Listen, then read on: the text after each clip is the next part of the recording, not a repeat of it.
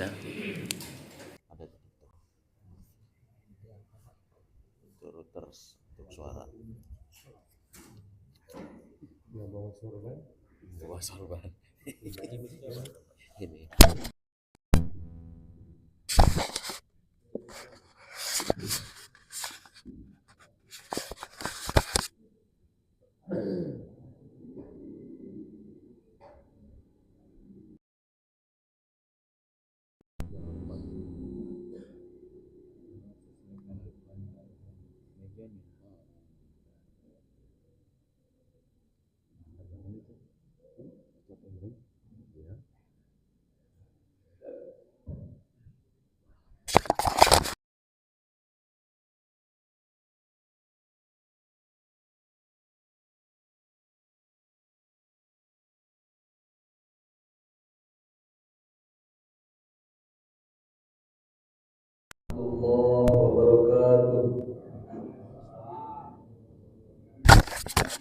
Alhamdulillahirabbil alamin wa bihi nasta'inu ala umuri dunya waddin wassalatu wassalamu ala asrofil anbiya'i wal mursalin sayyidina Muhammadin wa ala alihi wa sahbihi ajma'in. Amma ba'd.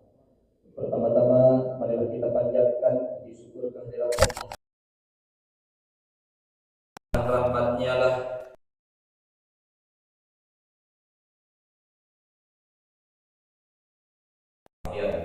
Salawat besertakan salam semoga tercurah limpahkan kepada buah manah Siti Aminah, penguasa Mekah, pembuka syafaat, yakni Kanjeng Nabi Muhammad sallallahu alaihi wasallam, kepada keluarganya, sahabatnya, tabi'in-tabi'atnya, dan mudah-mudahan kita selaku umatnya mendapatkan syafaat darinya. Amin ya Allah ya rabbal alamin. Hadirin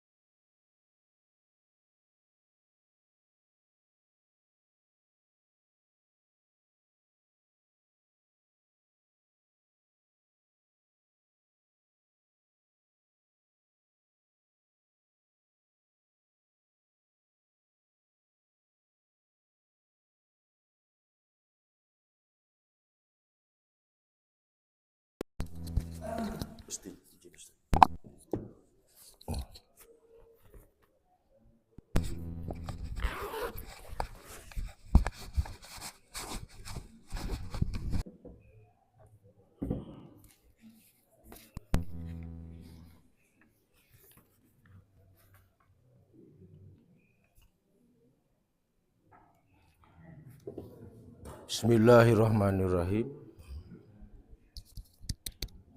Halo.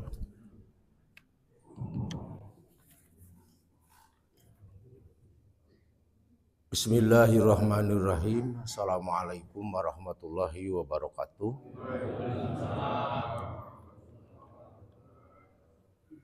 Alhamdulillahirabbil alamin. Wa bihi nasta'inu ala umuri dunya waddin. Asyhadu an la ilaha illallah al-malikul haqqul mubin. Wa asyhadu anna Muhammadan abduhu wa rasuluhu shadiqul wa'dil amin. Allahumma shalli wa sallim wa barik ala sayyidina Muhammadin wa ala alihi wa sahbihi ajmain. Rabbi shrah li sadri wa yassir li amri wahlul 'uqdatam min lisani yafqahu qawli. Allahumma aftah alaina futuhal arifina bihikmatik wansur alaina rahmatak wa dzakirna ma nasina wa alimna ma jahilna ya dzal jalali wal ikram. Para bapak, para ibu, jamaah kajian subuh hari Ahad yang berbahagia. Alhamdulillah sampai detik ini, sampai saat ini, kita semua masih diberi kesempatan dan kemampuan oleh Allah Subhanahu wa Ta'ala untuk terus beristiqomah dalam ketaatan kepada Allah Subhanahu wa Ta'ala. Mudah-mudahan dengan wasilahnya kita semua beristiqomah dalam ketaatan kepada Allah Subhanahu wa Ta'ala, kita semua mendapatkan rahmat, barokah, dan maghfirah dari Allah Subhanahu wa Ta'ala. Amin ya Allah ya Rabbal Alamin. Bi barakati umil Quran Al-Fatihah. A'udzu billahi minasyaitonir rajim. Bismillahirrahmanirrahim. Alhamdulillahirabbil alamin. Ar-Rahmanirrahim. Maliki yaumiddin. Iyyaka na'budu wa iyyaka nasta'in. Ihdinas siratal mustaqim. Shiratal ladzina an'amta 'alaihim ghairil maghdubi 'alaihim waladdallin. Para bapak, para ibu, jamaah kajian subuh Ahad yang berbahagia, untuk kajian kali ini saya atau kita mungkin mengambil suatu tema berpegang teguh kepada Alkitab dan As-Sunnah dan menjauhi hal-hal yang bid'ah. Kalau kita menggunakan redaksi Arabnya, at-tamassuku bil kitabi was sunnati wal istinabu anil bid'ah. Berpegang teguh kepada Alkitab dan As-Sunnah wal istinabu anil bid'ah, dan menjauhi bid'ah. Yang dimaksud dengan Alkitab adalah kalam Allah, ucapan Allah, perkataan Allah yang diturunkan kepada Nabi kita Sayyiduna Muhammad Sallallahu Alaihi Wasallam. Kemudian yang dimaksud dengan sunnah, sunnah di sini sunnah dalam konteks sumber hukum. Alkitab, as-sunnah itu. Nah, as-sunnah di sini sunnah dalam konteks sumber hukum. Landasan hukum, sandaran hukum. Nah, apa yang dimaksud dengan sunnah dalam konteks sumber hukum? Nah, yang dimaksud dengan sunnah dalam konteks sumber hukum itu adalah semua perkataan Nabi, semua pekerjaan Nabi, dan semua penetapan Nabi itu. Aqwalun Nabi, af'alun Nabi, dan takrirun Nabi. Aqwalun Nabi artinya ucapan-ucapan Nabi. Af'alun Nabi, pekerjaan-pekerjaan Nabi. Kemudian takrirun Nabi, penetapan Nabi itu. Nah, sehingga menurut mayoritas ulama, sunnah itu ada 3 macam. Pertama, sunnah qauliyah, artinya sunnah yang berbentuk perkataan, sunnah yang berbentuk ucapan. Kemudian yang kedua, sunnah fi'liyah, sunnah yang berbentuk pekerjaan, artinya yang dilakukan oleh Nabi. Kemudian yang ketiga, sunnah takririyah, sunnah yang berbentuk penetapan dari Nabi Shallallahu Alaihi Wasallam itu. Nah, tapi ada sebagian ulama yang berpendapat bahwa sunnah Nabi itu ada 4. Pertama sunnah qauliyah, yang kedua sunnah fi'liyah, kemudian yang ketiga sunnah takririyah, kemudian yang keempat sunnah hamiyah. Sunnah hamiyah itu artinya sunnah yang berbentuk angan-angan. Jadi Rasul mengangan-angankan mau melakukan sesuatu. Walaupun Rasul tidak sempat melaksanakannya itu. Tapi tetap itu menjadi landasan hukum itu. Artinya kita boleh menetapkan sesuatu berdasarkan angan-angan Rasulullah itu. Angan-angan Nabi itu. Contohnya, pada suatu saat Rasulullah pernah mengangan-angankan, kata Rasul, kalau hidupku sampai tahun depan, maka aku akan berpuasa pada tanggal 9 Muharram. Yang disebut dengan Yaumut Tasu'a. Hari ke-9 daripada bulan Muharram itu. Nah, makanya disunahkan puasa pada bulan Muharram itu tanggal 10 hari Asyura, kemudian tanggal 9-nya. Nah, tanggal 9 itu ditetapkan berdasarkan hadis hamiyah itu. Atau sunnah hamiyah, sunnah yang berbentuk angan-angan itu. Walaupun Rasul tidak pernah melakukan, tapi itu bisa dijadikan sebagai dasar itu. Nah, makanya menurut para ulama, puasa tanggal 9 Muharram itu hukumnya sama sunat gitu. Sunat atau sunnah itu, ya itu. Para bapak, para ibu jamaah kuliah subuh hari Ahad yang berbahagia. Kemudian wal istinabu anil bid'ah. Menjauhi bid'ah. Sering kita mendengar kata-kata bid'ah itu. Bahkan sering sekali para ustadz, para penceramah selalu menggunakan hadis misalkan kullu muhdatsatin bid'ah. Kullu muhdatsatin bid'ah. Setiap yang baru itu bid'ah. Wa kullu bid'atin dolalah. Dan setiap yang bid'ah itu hukumnya sesat itu.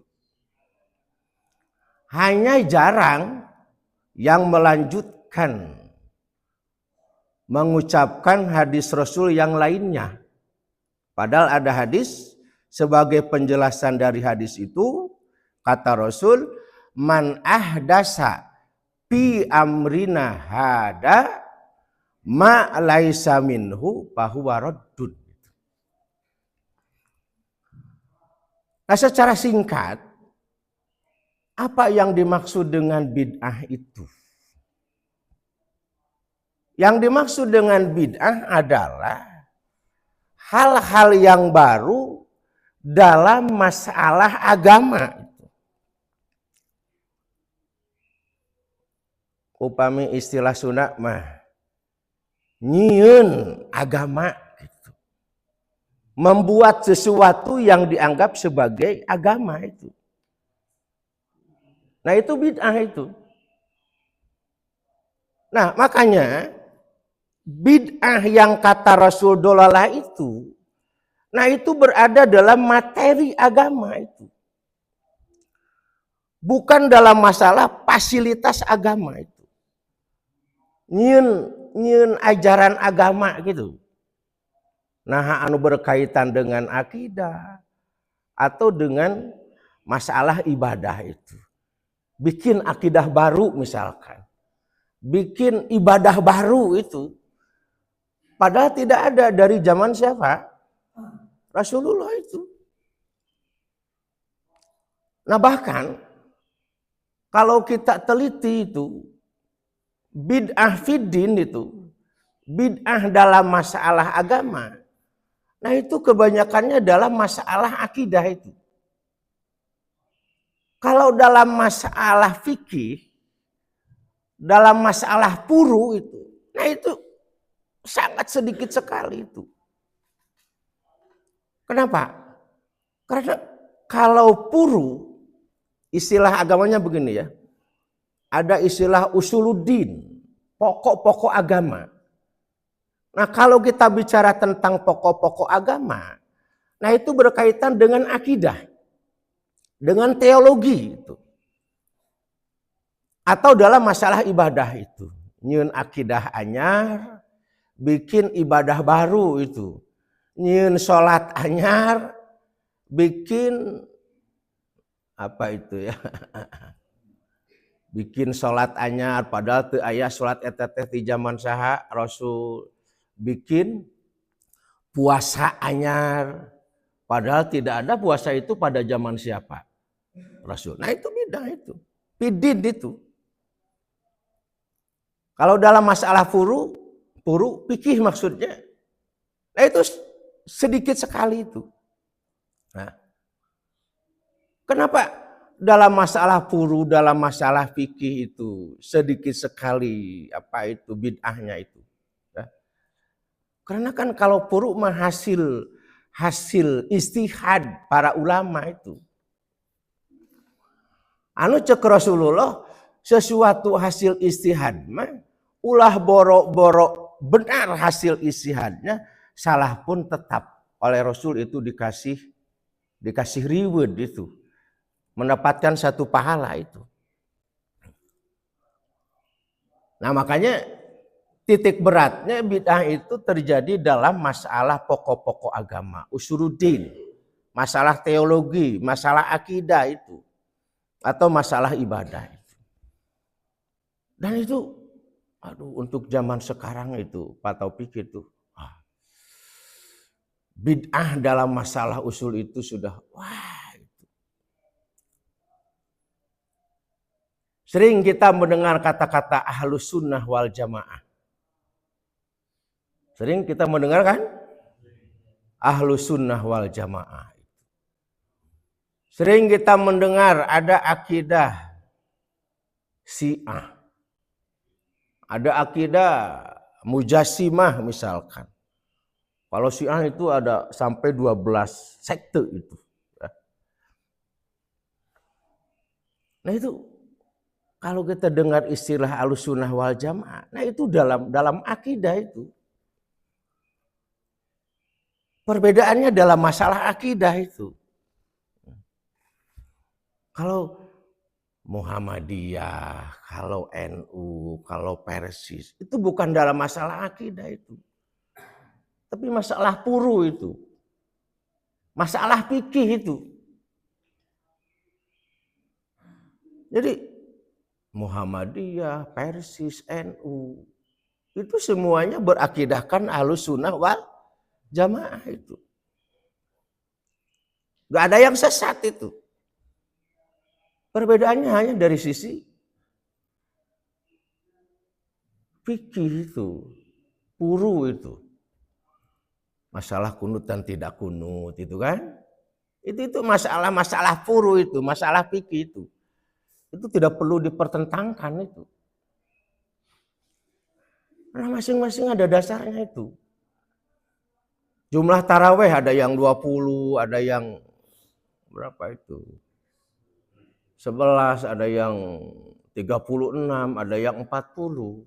Nah itu hanya perbedaan dari sisi fikih dan itu masing-masing ada dasarnya itu. Nah bahkan kalau kita bicara mengenai perbedaan dalam masalah puru itu, nah itu bukan sesuatu yang aneh itu. Dan itu merupakan sesuatu yang niscaya terjadi gitulah. Punten. Ulah borok-borok zaman ayeuna gitu. Kapungkur zaman Rasulullah. Itu para sahabat biasa itu. Itu biasa itu. Itu sesuatu yang biasa gitulah. Itu. pada suatu saat para sahabat bepergian ke tempat yang jauh itu. Dan pada saat itu Rasul tidak ikut itu. Nah, ketika di tengah perjalanan mereka itu mau sholat itu, mereka tidak menemukan air itu. Dan para sahabat sudah tahu kalau tidak ada air maka bisa diganti dengan tayamum itu. Mereka udah tahu itu. Semuanya tayamum itu. Kemudian sholat. Beres sholat, mereka menemukan air. Nah, satu kelompok sahabat, satu kudu sholat deui cenah. Nah, sebabnya tidak harus sholat lagi. Sebab kita menemukan air setelah beres sholat itu. Beda lagi kalau menemukan air sebelum beres sholat itu. Nah, satu kelompok lagi, iya mah cenah kudu sholat deui cenah. Nah, sababna kudu sholat deui. Sabab kita menemukan air waktu masih keneh aya gitu. Waktu sholat masih keneh aya. Masih ada waktu untuk melaksanakan apa? Sholat. Maka satu kelompok itu sholat lagi itu. Masing-masing punya alasan kan. Satu kelompok yang berpendapat tidak sholat lagi karena menemukan air setelah beres apa? Sholat. Satu kelompok lagi yang berpendapat kudu sholat deui. Alasanana waktu sholat masih kena aya. Beda jeung lamun tos habis naon waktu sholat. Para saya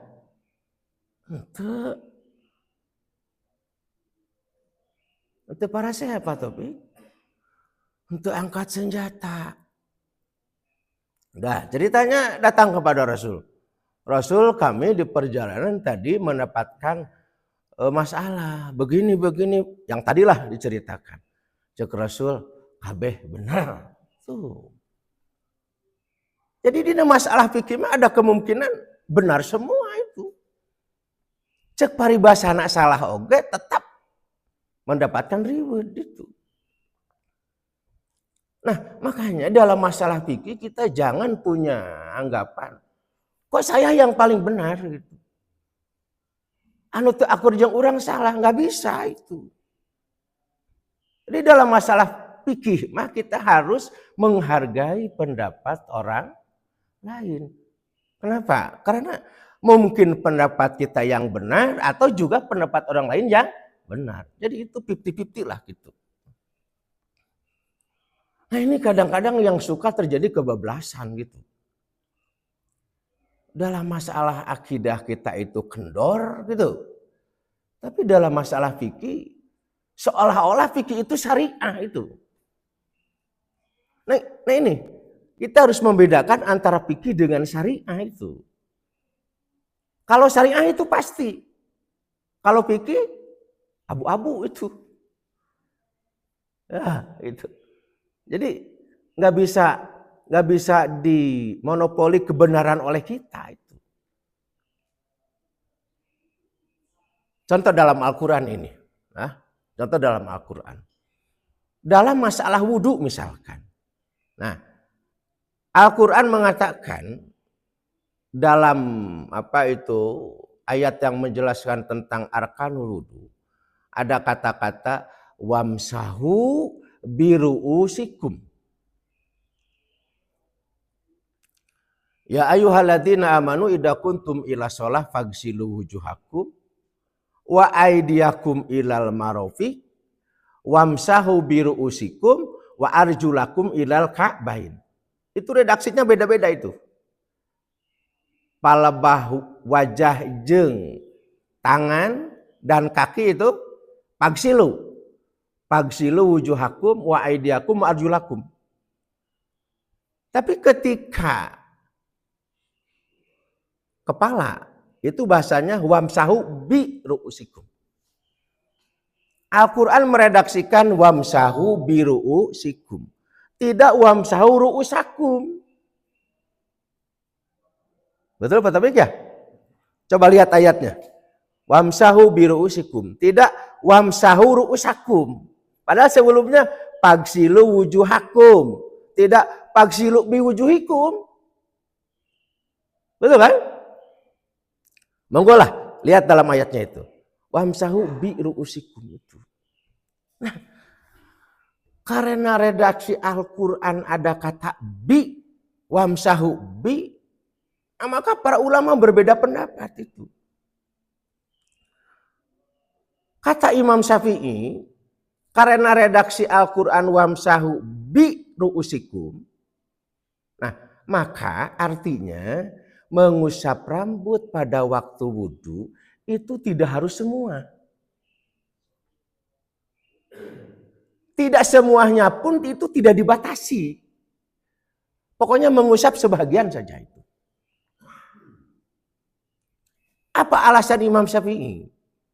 Alasan Imam Syafi'i kenapa beliau mengartikan bahwa mengusap rambut dalam wudhu itu sebahagiannya pun tidak dibatasi. Karena redaksi Al-Quran wamsahu bi, tidak wamsahu ru'usakum. Mun kieu sanes Imam Syafi'i teh ari masa hayam sau teh fi'il muta'addi. Ari fi'il muta'addi teh fi'il yang membutuhkan kepada objek. Sampainya kepada objek tidak harus dibantu dengan haraf jar. Seperti tadi pagsilu wujuhakum itu. Ya. Nah, karena masa hayam sau itu fi'il muta'addi, jadi sampainya kepada objek itu tidak harus dibantu dengan haraf jar.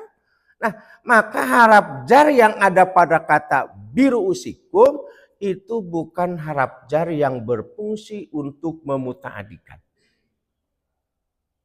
Kalau begitu, apa mananya haraf jar ba di sana?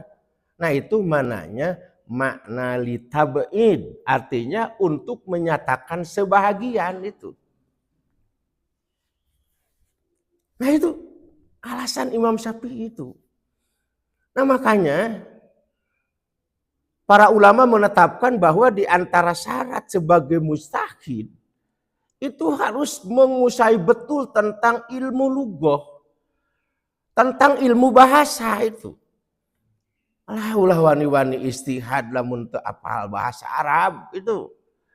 Teu apal ilmu bahasa. Naon sababna? Kadituna bakal ngaco eta teh. Kalau seseorang menggali Al-Quran, menggali sunnah tanpa didasari dengan ilmu bahasa itu akan tersesat. Nah sekarang itu sudah banyak itu. Seenaknya ngartikeun Al-Quran teh. Teu apal ilmu bahasa. Teu bisa ngabedakeun antara hamzah jeung ain oge. Ari ngaku jadi mustahid. Kan kaberangan gitu teh. Ya leres gitu. Kayak punten, satuju ya teh. Lah. Jika nu teu satuju Pak Taufik. Contoh, ada orang yang sok benar gitu. Juga anunya muni pede gitu. Padahal kelihatan gitu kebodohannya itu. Maca ayat Al-Qari'atu mal-Qari'ah. Dari mana Al-Qari'ah? Wah, bahasan teh gitu aja. Dari mana Al-Qari'ah itu artinya hari kiamat? Al-Qari'ah itu artinya perempuan yang membaca. Aja kurang teh. Di mana Al-Qari'ah artinya perempuan yang membaca? Kan Al-Qari'ah mah dengan ain. Al-Qari'atu mal-Qari'ah. Ari bahasa Arabna perempuan yang membaca mah Al-Qari'ah. Ku hamzah. Coba. Makanya anu ngaku teu bisa ngabedakeun antara hamzah jeung ain. Ya? Punten. Dina bahasa Arab mah ulah boro-boro beda huruf, beda harokat saja itu.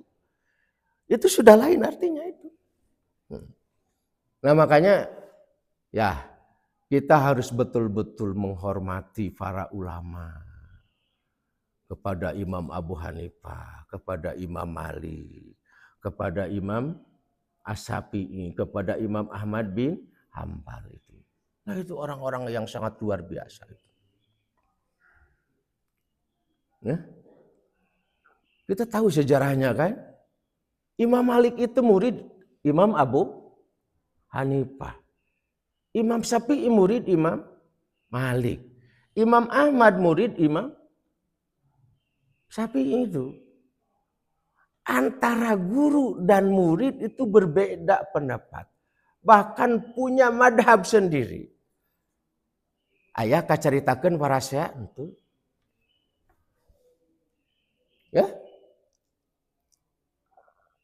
Ada sebuah cerita. Ini dijelaskan dalam kitab I'anatul Thalibin ini. Ada sebuah cerita pada suatu saat Imam Syafi'i berziarah ke makom Imam Abu Hanifah.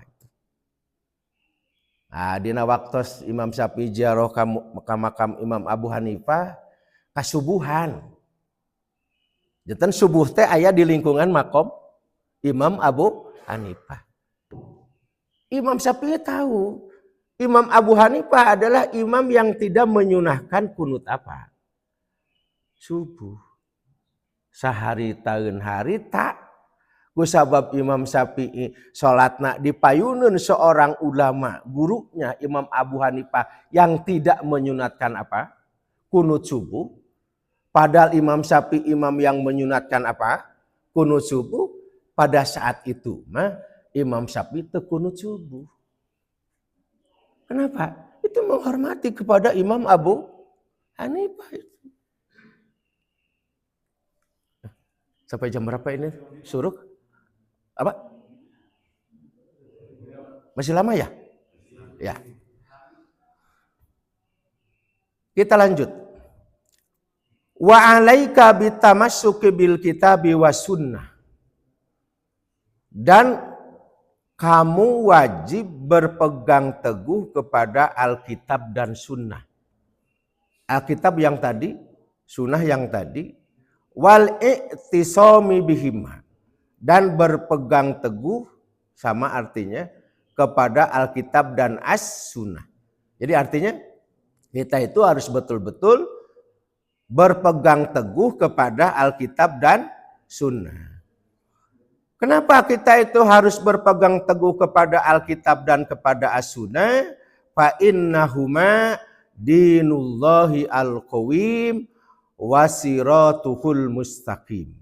Karena Alkitab dan Sunnah itu merupakan panduan Allah. Jadi Alkitab As-Sunnah itu merupakan panduan Allah. Sumber hukum dari Allah yang lurus dan jalan yang al-qawim yang kuat dan jalan yang lurus.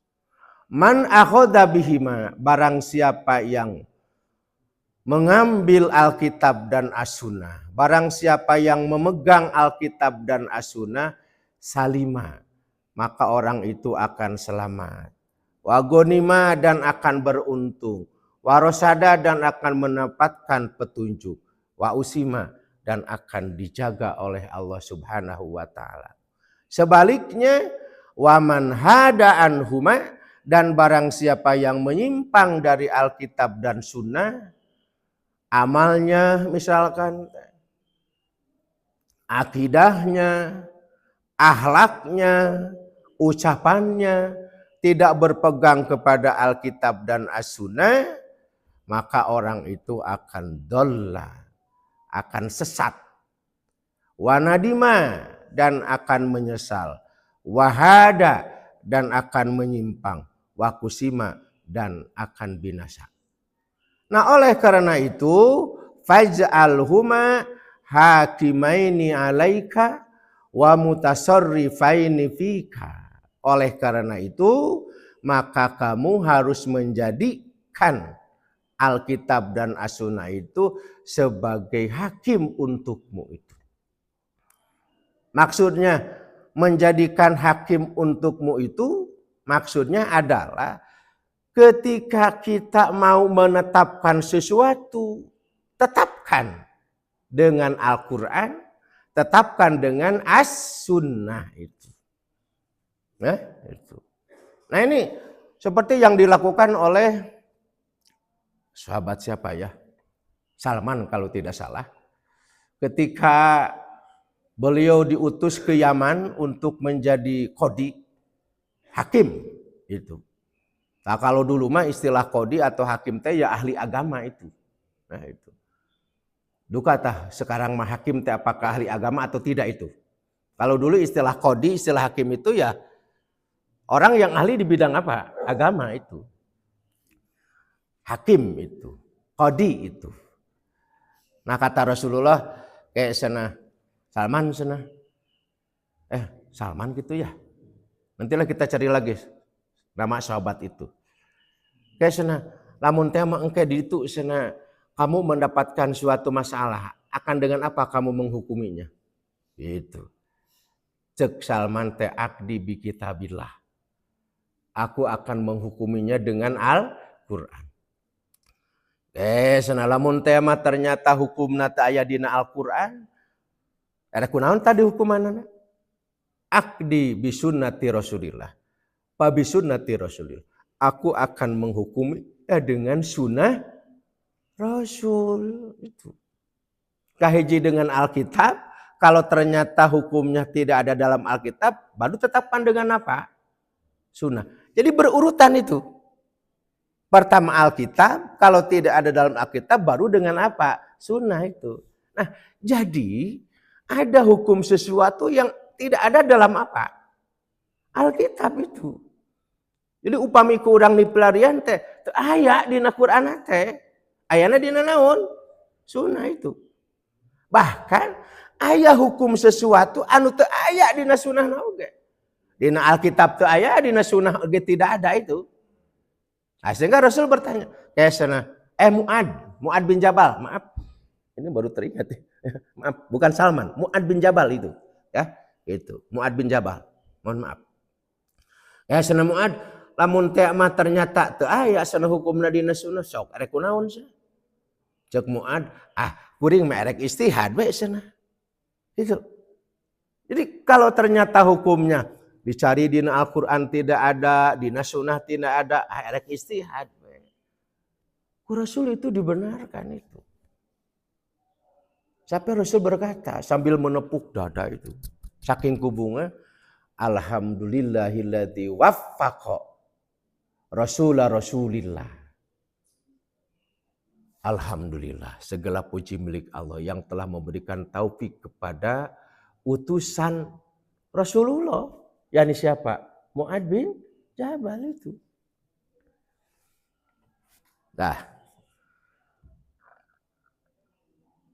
Nah selanjutnya warji ilaihi ma fi kulli amrika, dan kamu harus kembali kepada Alkitab dan As-Sunnah dalam setiap urusanmu. Jadi setiap urusan, nah akhlak kita gitu, amal kita, ucapan kita, pokoknya semua urusan kita lah. Nah itu harus dikembalikan kepada siapa? Harus dikembalikan kepada Alkitab dan Sunnah itu. Nah, hal ini seperti yang ditegaskan dalam Al-Quran. Ya ayyuhalladzina amanu, hei orang-orang yang beriman, atiullaha wa atiur rasul. Atiullah, kalian harus mentaati Allah. Wa atiur rasul, dan kalian harus mentaati Rasul. Wa ulil amri minkum. Nah, selanjutnya kata Allah, fa in tanaza'tum fi syai'in farudduhu ilallahi war rasul. Dan jikalau kalian berselisih, berebut dalam sesuatu, nah maka sesuatu itu kembalikan kepada Allah dan kepada siapa? Rasul itu. Jadi penentunya adalah Alkitab dan As-Sunnah. Cek Al-Quran teh beureum, ikuti. Cek sunnah teh hejo, ikuti.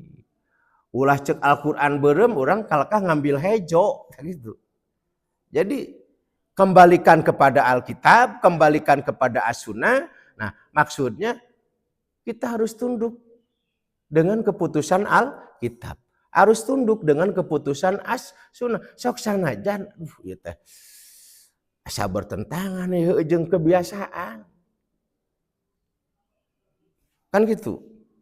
Sesuatu yang sudah jadi kebiasaan, padahal itu bertentangan dengan Alkitab, bertentangan dengan Sunnah, itu bisa dianggap benar itu. Nah, itu kontradiksi itu. Nah, ketika bertentangan gitu, mana yang menjadi hakimnya? Mana yang menjadi pemutusnya? Nah itu Alkitab dan As-Sunnah itu.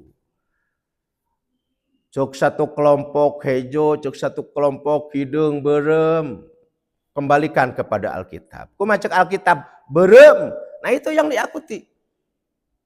Hejo beureum hidung bodas. Kembalikan kepada As-Sunnah. Cek As-Sunnah teh bodas. Itu yang harus diikuti itu. Itu maksudnya. Parudu ilallahi war Rasul. Nah ini ada kata-kata yang cukup menyelekit kepada kita. Ya. Dari ayat itu selanjutnya. In kuntum tu'minuna billah wal yaumil akhir. Jikalau kalian berebut tentang sesuatu. Nah ieu teh hukumna kumaha. Kembalikan ke Allah jeung Rasul. Lamun teh mah aranjeun teh iman ka Allah jeung poe akhir. Jadi artinya gitu. Kalau kita berselisih dalam sesuatu itu, kemudian setelah dikembalikan kepada Alkitab dan As-Sunnah, kita tidak menerima keputusan Kitab dan Sunnah. Nah itu perlu dipertanyakan. Apakah orang itu iman atau tidak itu? Kan gitu bahasana. Farudduhu ilallahi wa rasul in kuntum tu'minuna billahi wal yaumil akhir gitu. Lamun aranjeun iman ka Allah, iman kana poe akhir itu. Wa makna qaulihi farudduhu ilallahi wa rasul. Nah ini perlu mendapatkan penjelasan. Tadi kan kembalikan kepada Allah, kembalikan ke Rasul. Orang teneneangan Allah we gitu. Di mana Allah? Kembalikan ke Rasul. Kan Rasulullah kita wafat. Betul kan? Nah, jadi maksudnya kembalikan kepada Allah, kembalikan kepada Rasul. Nah, maksudna teh itu ilal kitabi was sunnati. Allah Alkitab, Rasul As-Sunnah. Jadi kembalikan kepada Alkitab, kembalikan kepada As-Sunnah. Wa qala Rasulullah sallallahu alaihi wasallam, dan telah bersabda Rasulullah sallallahu alaihi wasallam, usikum bima ini tasamtum bihi lan tadillu abadan kitaballah wa sunnati. Aku telah mengamanatkan sesuatu kepada kalian yang jikalau kalian berpegang teguh kepada sesuatu itu, kalian selama-lamanya tidak akan tersesat. Apa yang diamanatkan oleh Rasul kepada kita, yang kalau kita memegang sesuatu itu kita tidak akan tersesat, kitab Allah wa sunnati, kitab Allah dan sunnahku itu. Nah oleh karena itu, pahud ma wafaqa wada ma kholafa. Kamu harus mengambil sesuatu yang sesuai dengan Alkitab dan As-Sunnah, dan kamu harus meninggalkan sesuatu yang bertentangan dengan Alkitab dan As-Sunnah. Nu akur jeung Alkitab ambil, nu akur jeung As-Sunnah ambil, anu beda jeung Alkitab beda jeung asunah tinggalkeun.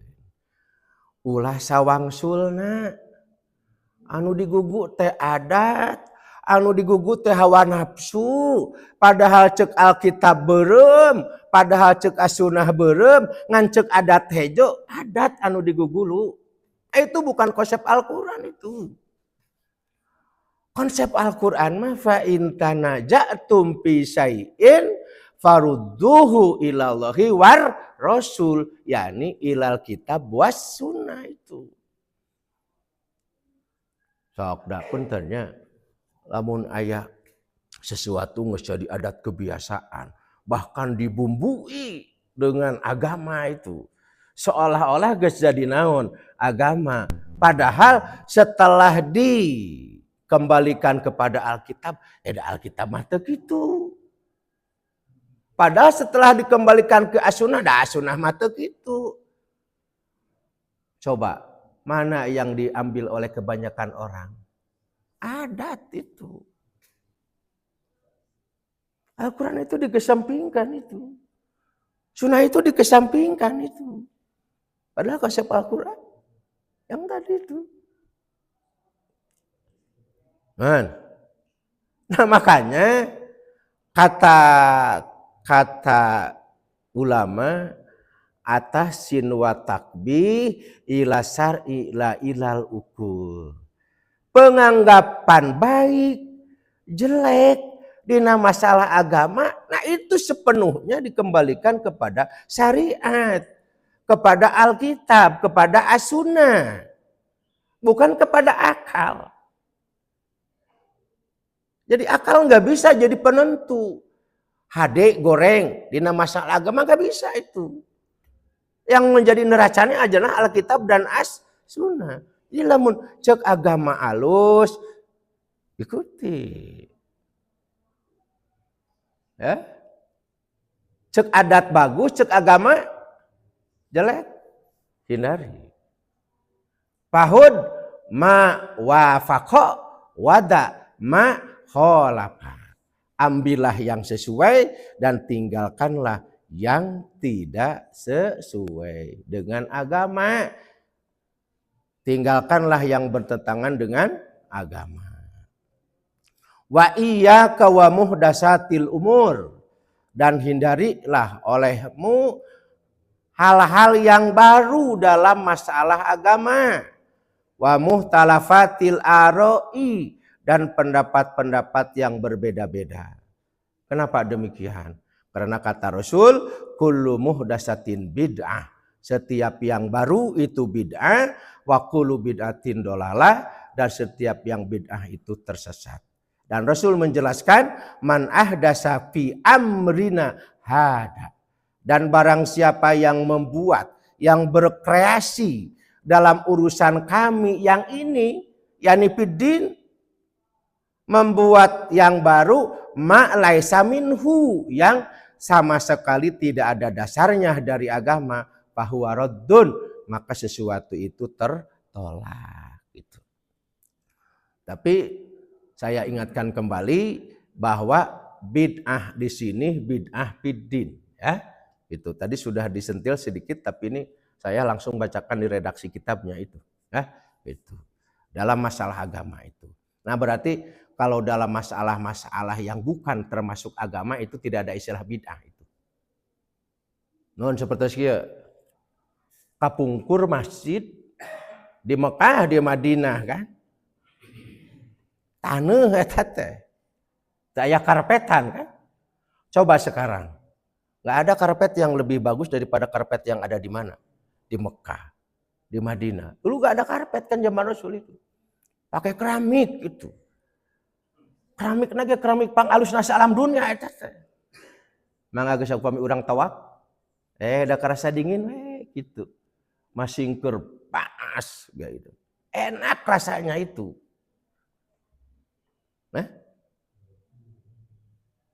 Dulu pakai keramik? Enggak itu. Bid'ah bukan? Bukan kan? Nah, kalaupun bid'ah itu bid'ah hasanah lah gitulah. Karena bukan termasuk dalam materi apa? agama itu. Lamun ngarobah sholat subuh jadi 3, sholat subuh jadi sarokaat, ada yang mau kertunuh subuh teh sarokaat bid'ah eta mah. Wadah ayeuna mah ukur naon ukur jag-jag ceuk Pak Topik teh. Jag-jag ye. Sholat subuh teh ditambahan jadi 5 rakaat bid'ah eta. Ari keramik, naon? Karpet atau speaker. Speaker ini. Zaman Rasul ada speaker, gak ada itu. Tapi Sayyidina Umar punya karomah. Di antara karomahnya itu suaranya itu bisa menembus kilometer itu. Padahal gak ada itu. Jadi bisa melebihi jangkauan speaker. Suara siapa? Sayyidina? Eta mah karomah eta mah. Karomah eta mah penghormatan, kemuliaan dari siapa? Allah itu. Tapi Ustaz Dede, kita jangan tertipu dengan orang-orang yang punya khairul adah. Sekarang banyak kan? Pakai jubah. Wah, pakaiannya seperti pakaian apa? Ulama gitulah. Ya. Aya dina TikTok oge duka hasil teh aing duka naon eta teh kitu nya. Bisa hiber gitu kan? Bisa cengkat di kursi, bisa jalan di atas naon? Air gitu kan? Itu aneh kan? Aneh itu. Apakah itu wali? Walau alam itu. Khairul ada yang ada pada seseorang itu gak bisa dijadikan sebagai indikator itu. Dia itu sebagai apa? Wali itu. Karena kalau masalah keanehan, ulah boro-boro jelema setan ke banyak keanehanana itu. Kamu setan lebih pinter kan? Dukun itu punya keanehan kan? Ahli nujum itu punya keanehan kan? Apakah bisa dikatakan sebagai wali? Tidak. Nah makanya ketika kita melihat seseorang yang punya kelebihan, nah yang menjadi ukuran adalah apakah dia itu betul-betul memegang Alkitab dan As-Sunnah atau tidak itu. Kalau dia itu betul-betul memegang Alkitab, As-Sunnah, istiqomah, bolehlah itu. Tapi kalau keanehan itu muncul dari seseorang, alah salatna oge, alah puasana oge, istiqomahna oge, tinggalkan. Karena yang menjadi neraca kita adalah Alkitab dan As-Sunnah. Sok asongkeun kana Al-Qur'an, kumaha prilakuna, kumaha alakna, kumaha caritaanana. Jadi kita jangan tertipu dengan hal-hal yang semacam itu gitu. Nah ini ada cerita. Wa qad qasada Abu Yazid Al-Bustami ila jarati rajulin. Ini teh maaf ya, jadi seingatnya saya ini teh karena kalau kita terus dibaca dari teks kitabnya itu waktunya menghabiskan cukup yang lama itu ya. Jadi ya segitulah Pak Taufik ya. Itu. Abu Yazid Al-Bustami, beliau pernah bermaksud untuk menziarahi seseorang. Ila jarati rajulin, seseorang itu yusofu bil wilayah, tersifati dengan wilayah. Bangkialah istilah bahasa urang mah. Aya seseorang anu viral, orang itu wali. Bisa anu. Nah Abu Yazid Al-Bustami itu bermaksud untuk berziarah kepada orang itu. Faqa'ada lahu fil masjid. Kemudian Abu Yazid Al-Bustami, nah karena seseorang itu belum terlihat, dia masuk masjid, duduk di masjid, tiba-tiba seseorang yang terkenal wali itu keluar dari rumahnya. Nah, ketika beliau, seseorang yang dianggap wali itu keluar dari rumahnya, dia itu pengen naon ngareuhak. Jadi ada kotoran di dalam, pengen dibuang gitu. Palamma hadarathu. nukhomatun. Palama khoroja, maka tatkala seseorang itu keluar, nah, khodorathu nukhomatun. Dia itu terdorong harus mengeluarkan dahak yang ada di dalam tenggorokannya itu. Kasalak gitunya, luka atel, luka kumaha, hoyo ngaluarkeun naonana dahakna. Faroma biha fi haitin. Kemudian dikaluarkeun eta si dahak teh, tos dikaluarkeun teh dibaledogeun kana dinding masjid. Ieu bener. Palangkeun ka masjid. Duka dikitu-kitu tah kana dinding masjid teh. Eta Abu Yazid Al-Bustami setelah melihat seseorang yang viral dianggap seorang wali, tapi kitu tah kalakuanana lain teh salat ya mah. Ku pedah ngareuhak, reuhakna dibaledukeun kana dinding masjid.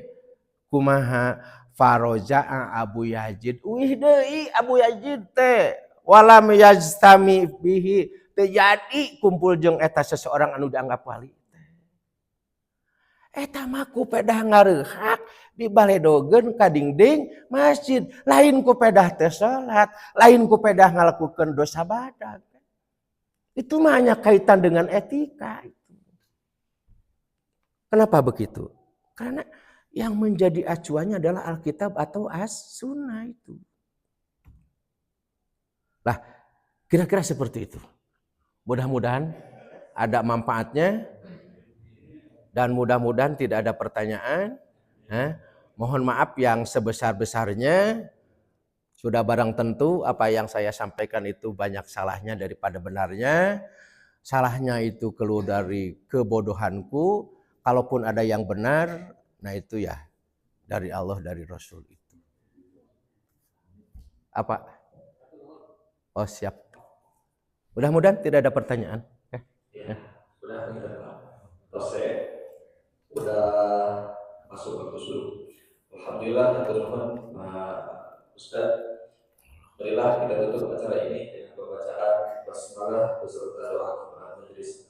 Alhamdulillahirabbil alamin. Subhanakallahumma wa bihamdika asyhadu an la ilaha illa anta astaghfiruka wa atubu ilaik. Assalamualaikum warahmatullahi wabarakatuh.